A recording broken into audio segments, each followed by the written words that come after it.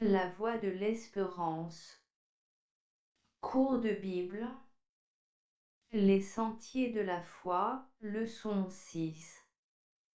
La promesse accomplie. Au moment fixé par Dieu pour la manifestation du salut, Jésus-Christ parut pour remplir sa mission de sauveur du monde. Lorsque les temps ont été accomplis, écrit saint Paul, Dieu a envoyé son Fils. Galates 4, 4, voir aussi Romains 5, 6. Le mystère de l'incarnation. On peut dire que l'incarnation de Jésus-Christ a fourni la solution au problème le plus épineux qui se soit jamais posé à la philosophie. La parole a été faite chair et elle a habité parmi nous, dit saint Jean, Jean 1, 14. Fils de Marie, mais conçu par le Saint-Esprit, le Christ apparut comme un saint enfant, voir Luc 1, 35, revêtu de la nature humaine, acceptant de remplir dans les conditions les plus défavorables la mission de représenter dans toute l'acception de ce mot l'espèce humaine, dont Adam avait été le père. Il est, lui, le dernier Adam, 1 Corinthiens 15, 45. Il était vraiment le Fils de l'homme. Il a préféré ce titre à tout autre. Son humanité était réelle, puisqu'il possédait un corps qu'il a dû s'assujettir à un développement graduel, qu'il a souffert comme nous de la faim, de la soif, de la fatigue qu'il aurait pu pécher puisqu'il a été tenté comme nous en toutes choses, Hébreux 4, 15, qu'il a dû passer par la mort. Il a vraiment été rendu semblable en toutes choses à ses frères. Hébreux 2, 17. S'il s'est ainsi abaissé jusqu'à nous, c'est pour nous élever jusqu'à Dieu. L'incarnation de Jésus a eu pour effet a. De révéler Dieu au monde. B. De réconcilier l'homme avec Dieu son Père. C. D'expier le péché par le sacrifice de la croix. D. De détruire le mal. Question A. Quel est le titre que Jésus-Christ a préféré? Question B. Quels sont les principaux résultats de l'incarnation? Le Fils de Dieu. Si le Christ a été le Fils de l'homme par excellence, celui que Pilate a présenté à la foule en disant « Ecce homo, voici l'homme ». Jean 19, 5, il a été le Fils de Dieu. Il a été de toute éternité, et son rôle de sauveur est antérieur même à la création. Aux Juifs incrédules, qui le narguent en disant « Tu n'as pas encore 50 ans et tu as vu Abraham », il répond péremptoire « en vérité, je vous le dis avant qu'Abraham fût, je suis ». Jean 8, 57, 58. Avant de naître dans une crèche, Jésus-Christ habitait donc auprès de Dieu, son Père. À ces mêmes interlocuteurs qui doutent, il déclare « Vous êtes d'en bas, moi, je suis d'en haut. Vous êtes de ce monde, moi, je ne suis pas de ce monde. » Jean 8, 23, il possédait une gloire toute divine, à laquelle il fait allusion dans sa prière sacerdotale, Jean 17, 5. En venant sur la terre, il a révélé le Père. Personne n'a jamais vu Dieu, le Fils unique qui est dans le sein du Père est celui qui l'a fait connaître, Jean 1, 18. Il a été Dieu manifesté en chair, le Dieu-homme, semblable à Dieu et participant à toutes ses perfections, vie, lumière, amour, justice, sagesse, puissance, en lui habite corporellement toute la plénitude de la divinité. Colossiens 2, 9. Bien qu'il appelle le Père son Père, Jean 20, 17, et qu'il le considère comme étant plus grand que lui-même, Jean 14, 28, il est un avec lui, Jean 10, 30, uni à lui par une libre obéissance, Jean 6, 38, et un parfait amour, Jean 14, 31. Ajoutons que la divinité de Jésus-Christ a été attestée non seulement par le Christ lui-même, Matthieu 26, 63, 64, mais aussi par Dieu le Père, Luc 3, 22, 9, 35, Romains 1, 4. Par les anges, Luc 1, 32, 2, 11.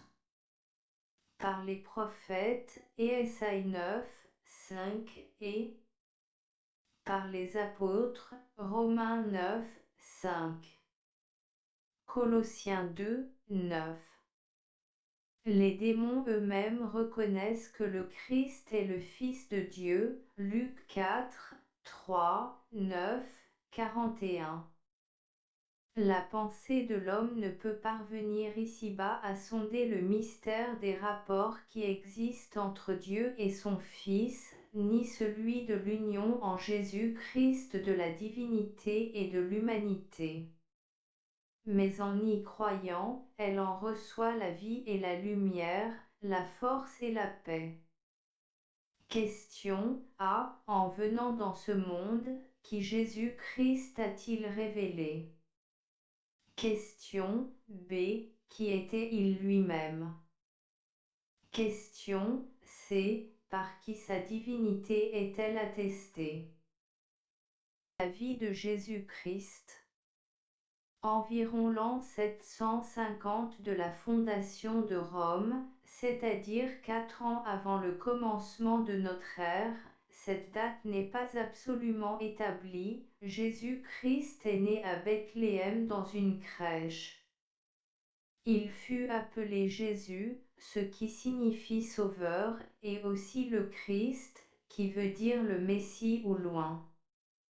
Il reçut, en effet, une onction, non d'huile comme jadis les rois, les sacrificateurs et les prophètes, mais le Saint-Esprit, Acte 10, 38. Son enfance et sa jeunesse se passèrent à Nazareth où son père adoptif Joseph exerçait le métier de charpentier. Hormis le récit de sa rencontre, à 12 ans, avec les docteurs de Jérusalem qui l'étonna par sa précocité, les évangiles ne fournissent sur cette période de sa vie aucun détail particulier. Il était soumis à ses parents, il croissait en sagesse, en stature et en grâce devant Dieu et devant les hommes. Luc 2, 51, 52. Si dès l'âge de 12 ans, il sait déjà que la grande affaire de sa vie est l'accomplissement de la volonté de son Père céleste, Luc 2, 49, il doit attendre l'âge de 30 ans avant d'entreprendre son ministère public. Il inaugure par son baptême, que Jean-Baptiste son précurseur lui administre dans les eaux du Jourdain. Son ministère va durer 3 ans et demi. La vie de Jésus-Christ est caractérisée par une sainteté parfaite. Notre Sauveur, tenté comme nous en toutes choses, n'a pas commis de péché, Hébreux 4, 15. Il a été le seul entre tous les hommes à être exempt de péché. Ses ennemis ne l'ont jamais trouvé en défaut, pour le condamner, ils durent produire de faux témoins. Sa sainteté provient du fait qu'il a entièrement accompli la loi divine. Sa mort sur la croix sera la manifestation suprême de cette sainteté. Question A. Que sait-on de l'enfance de Jésus? Question B. Dans sa vie, qu'est-ce qui l'a distingué des autres hommes? Son enseignement. Jésus parcourait toutes les villes et les villages, enseignant dans les synagogues, prêchant la bonne nouvelle du royaume, et guérissait toute maladie et toute infirmité. Matthieu 9, 35. Il a été le prophète par excellence, enseignant avec autorité, simplicité et profondeur. Matthieu 7, 28. Comme il était lui-même le reflet de la gloire et l'empreinte de la personne de Dieu. Hébreux 1, 3.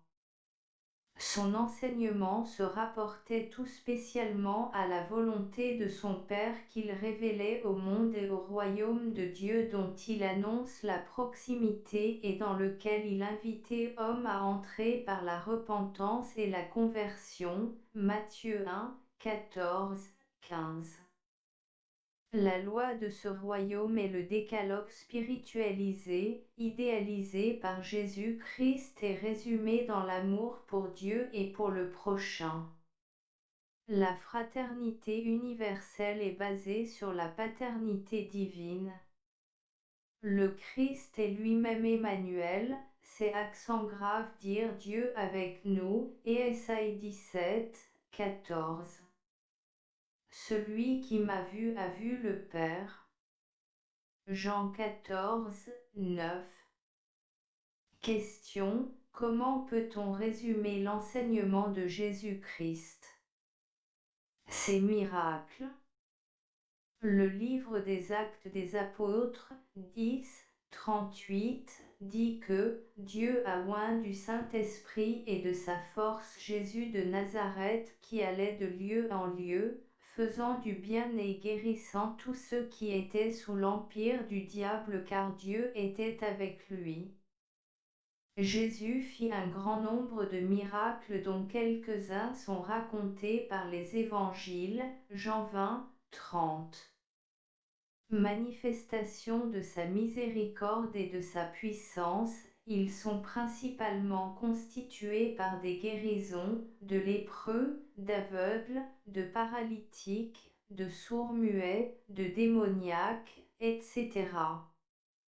On y compte également des résurrections de morts et des actes de puissance sur la nature.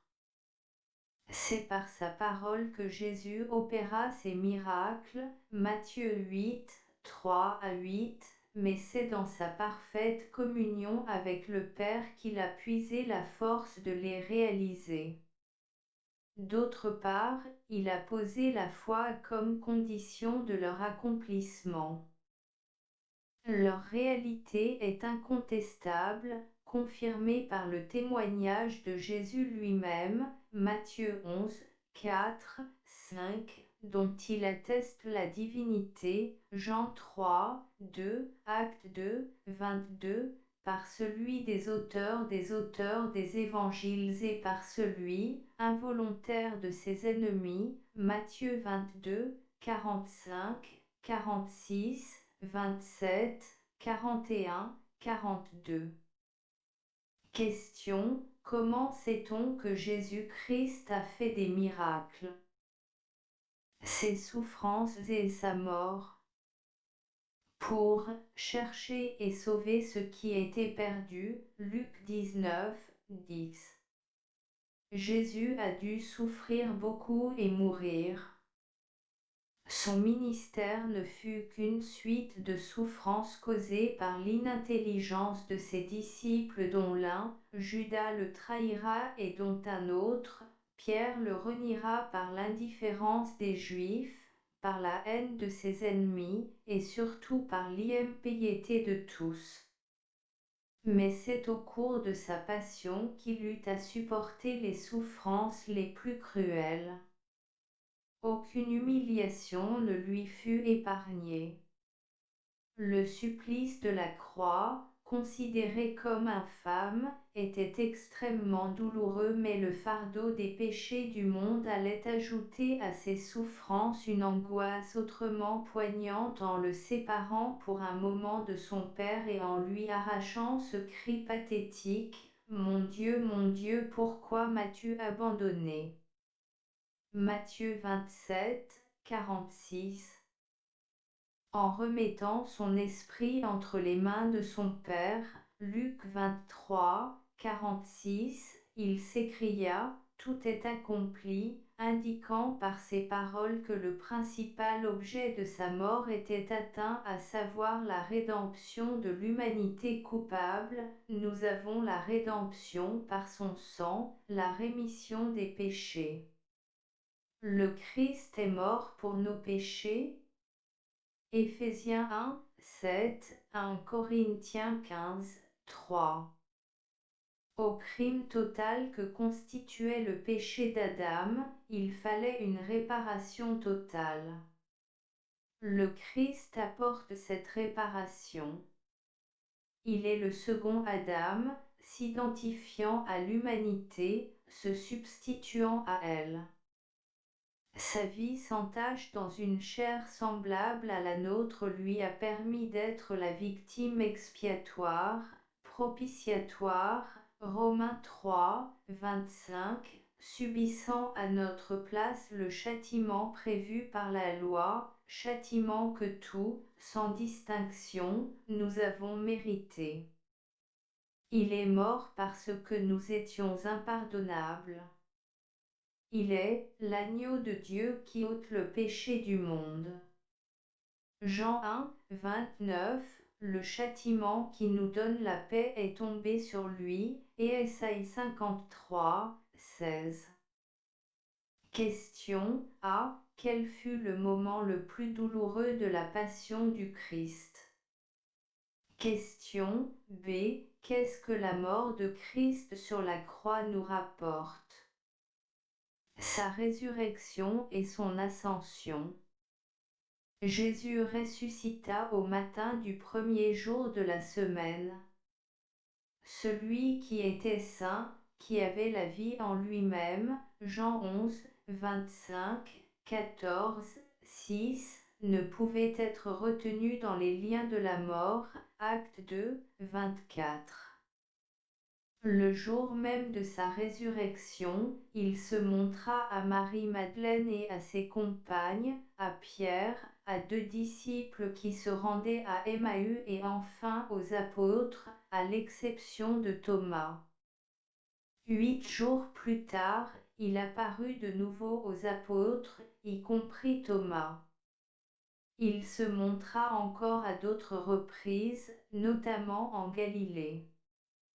40 jours après sa résurrection, il quitta ses disciples qu'il avait réunis sur mont des Oliviers et fut enlevé au ciel.